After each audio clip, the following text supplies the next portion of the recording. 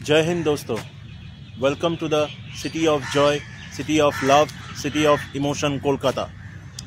প্রায় 5 বছর কলকাতা থাকার পরেও সৌভাগ্য হয়নি ভিক্টোরিয়া মেমোরিয়াল ঘুরে দেখার।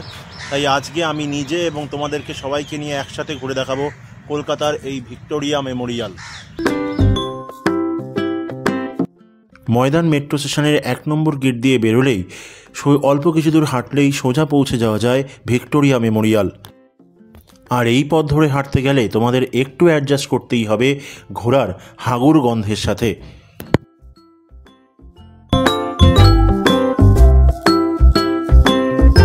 ভিক্টোরিয়া মেমোরিয়ালের সামনে এই দুটি সিংহের মূর্তি তোমাকে ওয়েলকাম জানাবে ভিক্টোরিয়া মেমোরিয়ালে ঢোকার জন্য।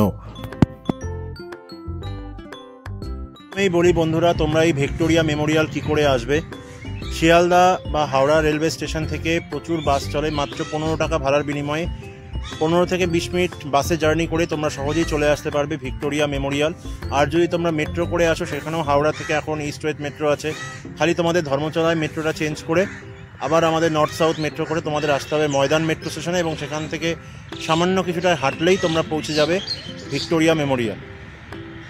বন্ধুরা, এই ভিক্টোরিয়া মেমোরিয়ালের টিকিট মূল্য সম্বন্ধে তোমাদের একটু বলে দিই।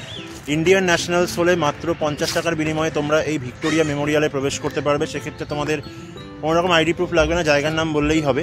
কিন্তু যারা সার্ক দেশভুক্ত, অর্থাৎ আমাদের যে বাংলাদেশ, মালদ্বীপ, শ্রীলঙ্কা, আফগানিস্তান, নেপাল এবং ভুটান থেকে যারা এই ভিক্টোরিয়া মেমোরিয়াল ঘুরতে আসবে, তাদের জন্য পাসপোর্ট শো করলে 100 টাকা তাদের চার্জ রয়েছে এই ভিক্টোরিয়া মেমোরিয়াল গ্যালারি এবং সংগ্রহশালা পরিদর্শন করার জন্য। এবং যারা ফরেনার্সরা আছে, মানে এই সমস্ত দেশ বাদ, সার্ক গোষ্ঠীভুক্ত দেশ বাদ দিয়ে যে সমস্ত ফরেনার্সরা আছে, তাদের জন্য কিন্তু প্রবেশ মূল্য হচ্ছে 500 টাকা। বন্ধুরা, এই ভিক্টোরিয়া পার্কটি কিন্তু অনেক বড় এরিয়া জুড়ে ঘেরা। আর এই ভিক্টোরিয়া পার্কে তোমরা আসতে গেলে টিকিট মূল্য শুধুমাত্র 30 টাকা। সেক্ষেত্রে সংগ্রহশালা তোমরা ঘুরতে পারবে না। আর যদি একসাথে টিকিট কাটো 50 টাকা দিয়ে, তাহলে সংগ্রহশালা সহ এই উদ্যানও ঘুরতে পারবে। আরেকটি জিনিস তোমাদের সাথে একটু পরিচয় করিয়ে দিই। এই ভিক্টোরিয়া মেমোরিয়াল কিন্তু সোমবার বাদে বাকি সপ্তাহের প্রতিদিনই খোলা থাকে, শুধুমাত্র ন্যাশনাল হলিডেগুলো বাদ দিয়ে। আর এই ভিক্টোরিয়া মেমোরিয়ালে যে সংগ্রহশালা রয়েছে, সেই সংগ্রহশালার প্রবেশের সময় হচ্ছে সকাল 10টা থেকে সন্ধ্যে 6:30 পর্যন্ত। তোমরা কিন্তু এই সংগ্রহশালা ঘুরে দেখতে পারবে।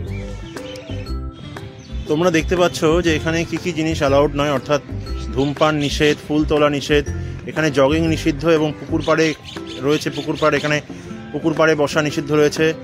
এছাড়াও চলচ্চিত্র গ্রহণ কিন্তু এখানে সম্পূর্ণভাবে নিষিদ্ধ। তো এই জিনিসগুলো খেয়াল রাখবেন।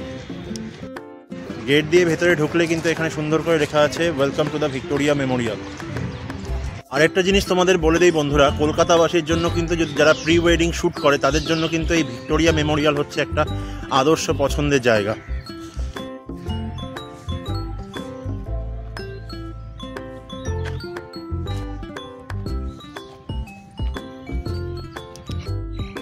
ওখানে যেটা ডিসপ্লে বোর্ডে আপনারা দেখতে পারলেন যে পুকুর পাড়ে বসা নিষিদ্ধ, এই হচ্ছে সেই পুকুর পাড় যেখানে খুব অনেক মাছ রয়েছে এই পুকুরের মধ্যে, এবং এই পুকুর পাড়ে বসা কিন্তু সম্পূর্ণভাবে নিষিদ্ধ।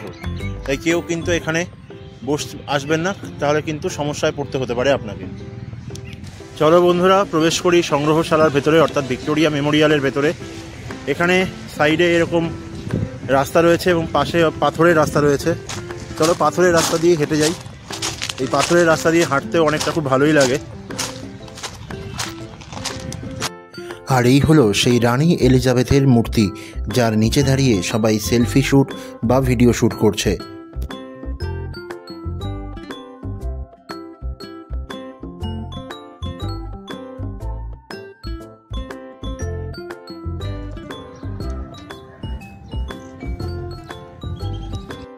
So let's go. চলো বন্ধুরা, এবার আমি প্রবেশ করি ভিক্টোরিয়া মেমোরিয়ালের সংগ্রহশালায়।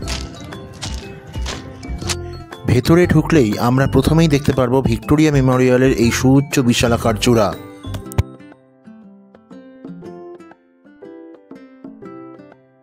এখানে আগেকার ব্রিটিশ আমলের রাজাদের বিভিন্ন রকম অস্ত্রশস্ত্র এবং বাংলার রাজাদের অস্ত্রশস্ত্র থেকে শুরু করে সিংহাসন এবং তীর, ধনুক, বল্লম সব কিছুই এখানে সুন্দর করে সাজানো রয়েছে।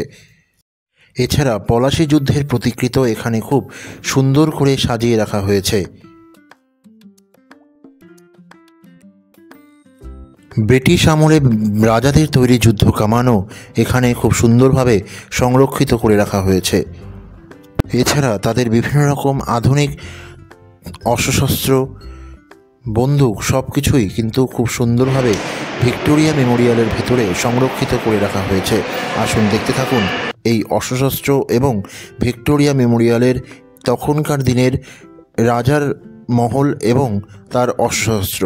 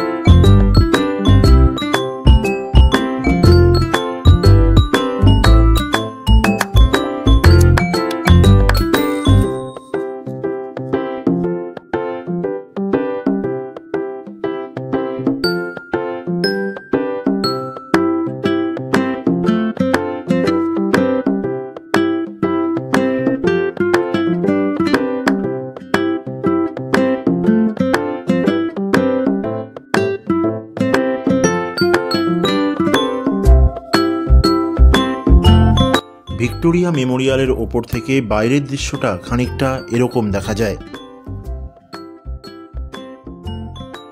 এই হলো মেমোরিয়ালের পেছনের দিকটা এবং আমাদের এখান দিয়েই বেরিয়ে যেতে হবে।